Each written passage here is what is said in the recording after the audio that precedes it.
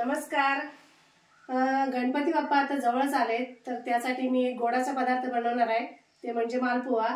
आणि मालवणी माणसाच्या घरी आता सगळीकडे बनणार, प्रत्येकाच्या घरी एकदा तरी हा गणपती असेपर्यंत हा पदार्थ बनतोच. मोदकही बनतात, करंज्या बनतात किंवा लाडू वगैरे असं सगळं, बेसनचे लाडू किंवा रव्याचे लाडू असं सगळं बनवलं जातं. त्यातूनच हा एक गोडाचा पदार्थ आहे म्हणजे मालपुआ. तर आज मी तुम्हाला तो माझ्या पद्धतीने कसा बनवायचा ना ते मी आज तुम्हाला दाखवणार आहे. तर मग चला बघूया. मी आता बाउलमध्ये ना हे गव्हाचं पीठ घेतलंय. हे वाटीभर मी पीठ घेतलंय. आपण जे नेहमी चपाती बनवतो ना तेच पीठ आहे. मी चाळून वगैरे घेतलंय. हे ते आता ओतून घेते. आणि मग 2 चमचे ना बारीक रवा घेतलाय, एकदम बारीक झिरोचा. तो पण मी याच्यामध्ये 2 चमचे घालते.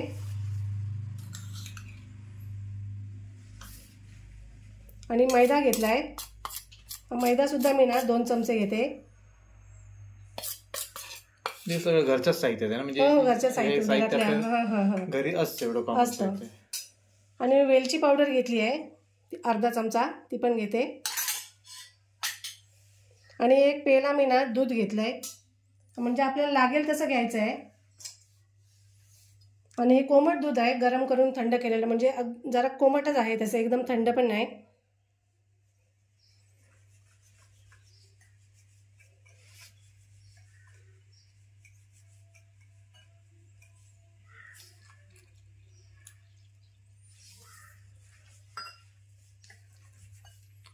हे आपण पाकातले बनवणार आहोत ना? हो, मी पाकातले बनवते आज. दूध आपल्याला ना लागेल तसं घ्यायचं.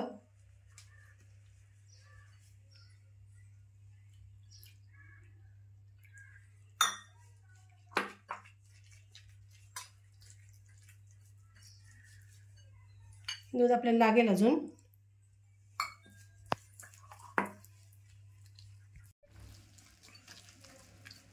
दूध आपण आणखी घेतलं. मी थोडंसं अजून दूध घेते, जसं लागेल तसं घ्यायचं. आणि मैदा वगैरे तुम्हाला नको असेल ना तर नाही टाकला तरी पण चालेल. आणि तुम्हाला पाकातले पण नको असतील ना तर याच्यामध्ये सुद्धा 1 वाटी गूळ टाकलं ना आणि असेच बनवले ना तरी पण छान लागतात.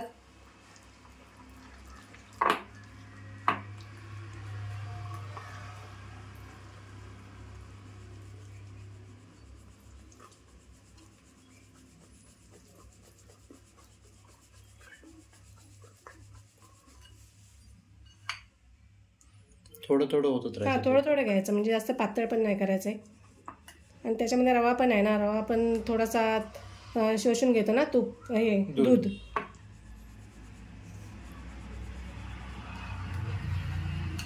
ते व्यवस्थित सगळे ना गट्टे मोडून घ्यायचे.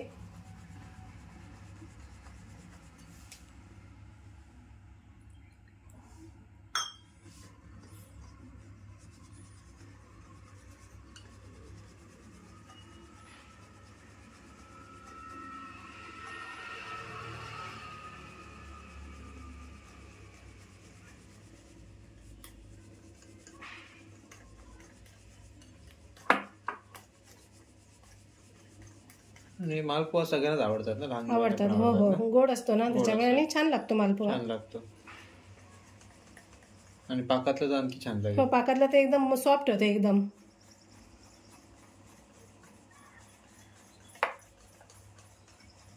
ज्याच्या घरी गणपती बाप्पा बसलेत ना, आता बसतील, म्हणजे त्यांना हे करून ठेवायला हरकत नाही ना, म्हणजे हो बनवायला. लगेच बनवायचे, लगेच खायचे. अगोदर नाही बनवून ठेवायचे, लगेच बनवायचे एखाद दिवस प्रसादाला, नैवेद्याला वगैरे. हो.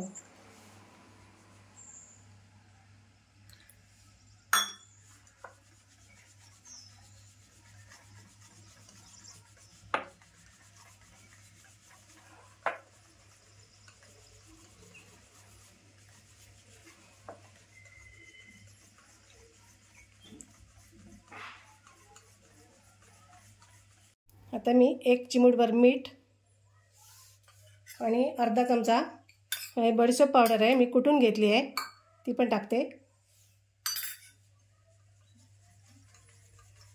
आणि आता व्यवस्थित मिक्स करून आपण थोडा वेळ झाकून ठेवायचा. तोपर्यंत मी ना पाक बनवून घेणार आहे. आपल्याला रवा कशात ऍड करायचा आहे?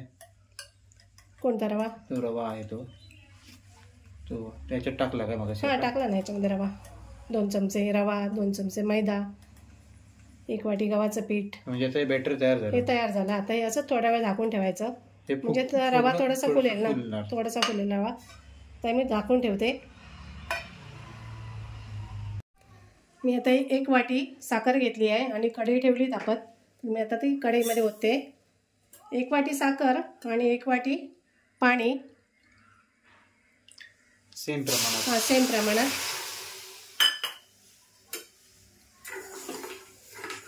आपल्याला साखर ना विरघळून घ्यायची आहे फक्त.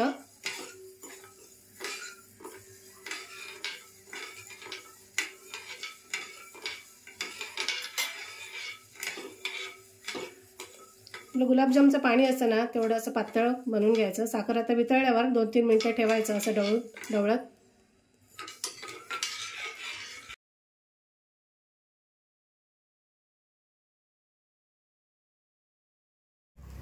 आता हे साखर मस्त वितळली आहे एकदम व्यवस्थित. पाक तयार झाला. पाक नाही झालाय असं, म्हणजे असं साखर वितळली पाण्यामध्ये. आता या 2 वेलची मी अशा ठेचून घेतल्यात, त्या पण टाकते. आणि थोडीशी मी ना हळद टाकते कलरसाठी. तुमच्याकडे केसर असेल तुम्ही केसर पण टाका. केसर असेल तर हळद टाकायची गरज नाही.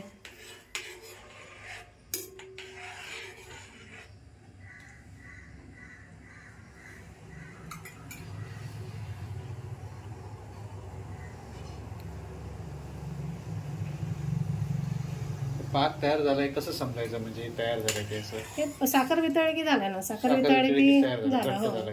घट्ट झालं. थोडंसं नाही होतं आणि थोडंसं असं चिपचिपीत होतं. असे 2-3 मिनटं ठेवायचं साखर वितळल्यावर ना. 2-3 मिनिटासाठी ठेवून द्यायचं असं, म्हणजे थोडंसं आणि ते घट्ट होतं.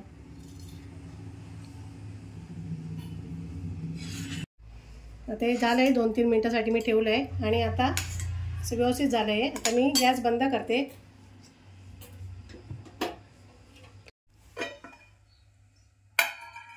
बघूया रवा वगैरे फुलला आहे का.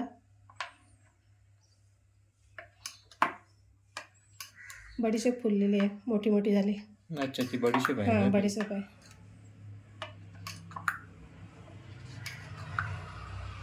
हे बरोबर आहे. आता असं सलग पडलं पाहिजे. तर आता आपण बनवायला घेऊया. तेल पण आता तापलं आहे आणि मी पॅन ठेवला आहे. पॅनमध्ये कसं 2-3 पण असे होऊ शकतात. आणि कढई ठेवली तर तो मध्येच कसा खोल असतं ना, त्याच्यामुळे थोडंसं जाड होऊ शकतो, म्हणून मी पॅन ठेवला आहे.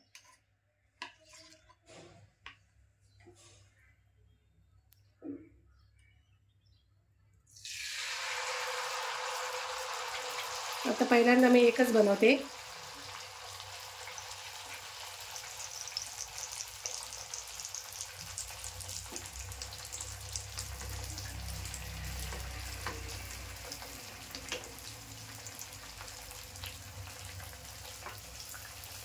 नॉनस्टिक असल्यामुळे ना की असं चिटकत नाही खाली.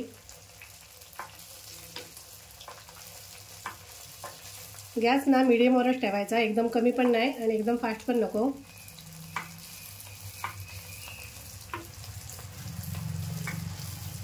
जमल्यास असं तेल असं वरती थोडंसं असं टाकायचं.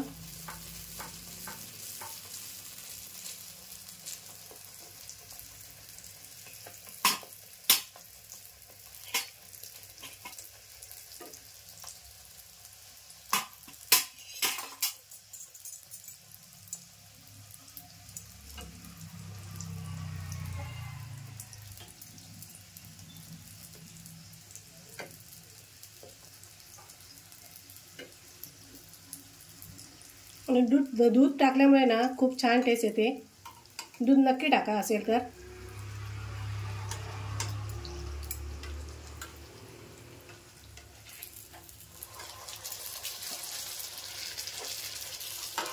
फुलला मस्त ना, फुललाय पण छान. हो थोडासा लालसर झाला चालतो. थोडासा लालसर झाला तरी चालेल.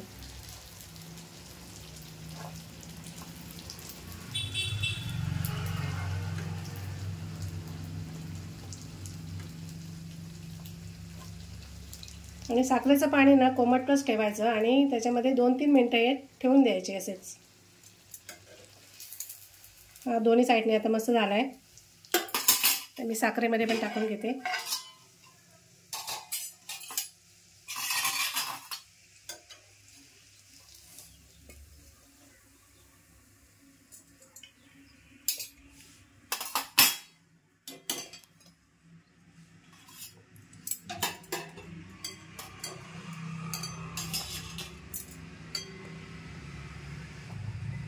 असं 2-3 मिनिटासाठी ठेवून द्यायचा.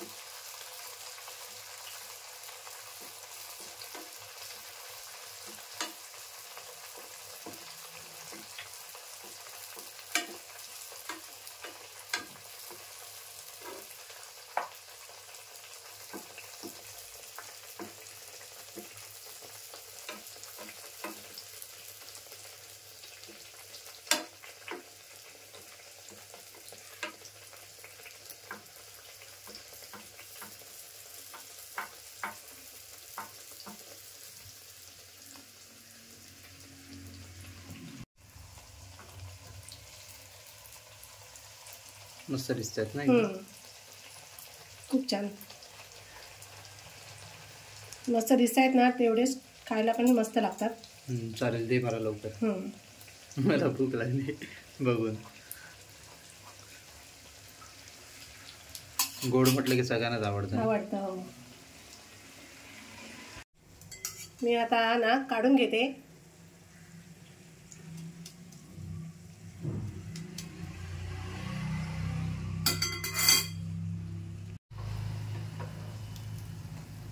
थोडासा असा कलर येईपर्यंत ना भाजून घ्यायचे.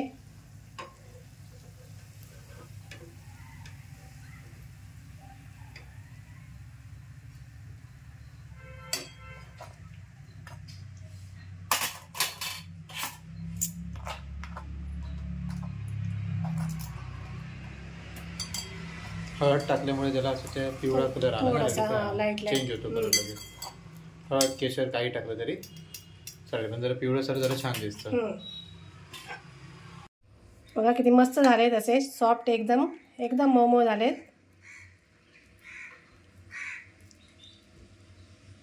एकदम रसवाले झाले, छान छान दिसत, मस्त आहे, एकदम छान झालेत. नक्की असं बनवून बघा. मस्त असा मालपुवा तयार आहे. तुम्ही पण या गणेश चतुर्थीला गणपती बाप्पासाठी नैवेद्य म्हणून नक्की बनवा.